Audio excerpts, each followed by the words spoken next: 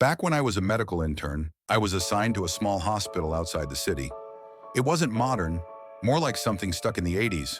Most of the wings were dimly lit, and some rooms hadn't been used in years. But one in particular stood out, room 616. No one ever talked about it. The door was always shut, no name on the chart, no cleaning staff ever entered. One night during my shift, I saw a nurse I'd never met enter 616. I thought maybe the room was finally in use, so I walked over to update my patient list. But when I opened the digital chart, room 616 wasn't even assigned. According to hospital records, that room hadn't been active in over a year. Still, I could swear someone was inside. I stood there listening. I could hear whispering, low, garbled, like someone speaking underwater. Then a faint knock from inside the room. My skin crawled. I reached for the doorknob, but it was ice cold. I pushed it open. The room was empty. Not just empty, abandoned. Bed stripped, monitors covered in dust. I swear on my life, I saw someone go in there just minutes ago. I backed away slowly, but before I could turn around, I heard a loud click. The door slammed shut behind me. The whispering got louder. It wasn't just one voice anymore. It was several, all around me. I couldn't breathe. Then the lights cut out. I tried the door, but it was stuck. I was trapped. And then, silence. When security finally got the door open, the power came back, the lights flicked on, and I was alone, still standing in the middle of an empty room. Later that night, one of the older nurses pulled me aside. All she said was, "Room 616 used to house the psychiatric wing. A patient died in there after attacking 2 staff members. They sealed it up. No one's been in since." I transferred out 3 days later.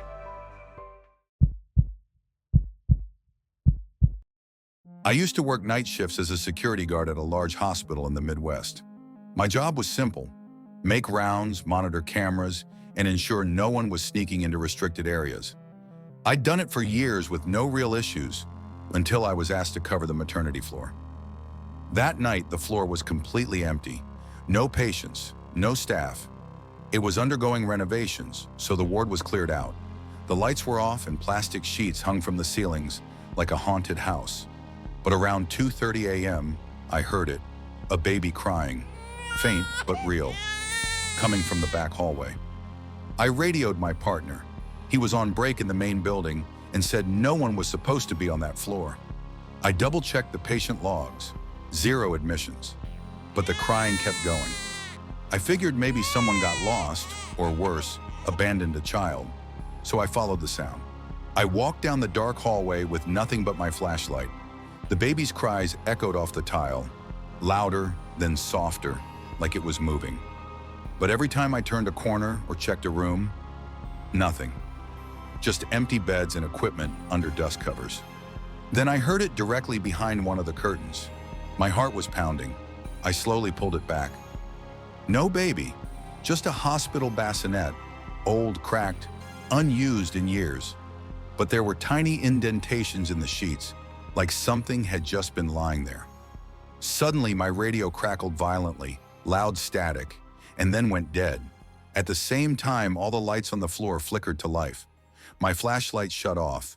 The hallway lit up behind me, revealing tiny footprints on the floor, wet, leading toward the exit.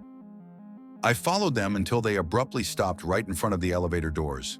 No exit sign, no security footage showed anything.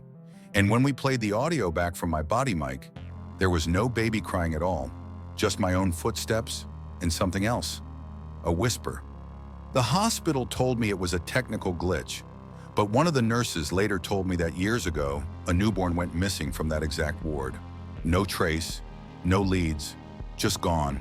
And sometimes on late nights, she still cries. I was a nursing student doing overnight clinicals at a hospital that was well over 100 years old. A lot of the long-term patients were elderly, some with no family, some barely hanging on. There was one room we were told never to enter without permission. Room 309. It was always dimly lit, curtains drawn. The staff rarely talked about the patient inside. All I knew was his name, Mr. Delaney. No visitors, no phone calls, no records of recent treatment. but he was always listed as active. One night I was alone on rounds and noticed something strange on the monitor. Room 309's call light kept flashing, but when I checked with the nurse, she swore it wasn't possible. No one had gone in, and the call light system from that room had been disconnected months ago. Curious, and against my better judgment, I decided to look inside.